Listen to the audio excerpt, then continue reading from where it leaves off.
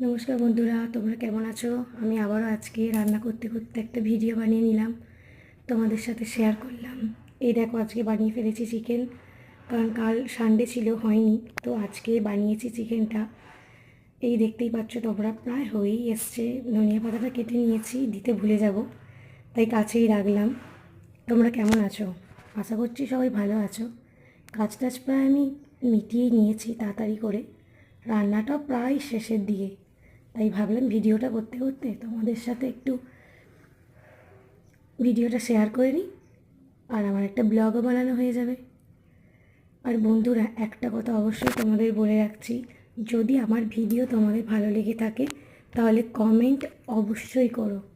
Comment and subscribe, comment করে জানিও ভালো লাগছে কি লাগছে না। ওকে, বাই।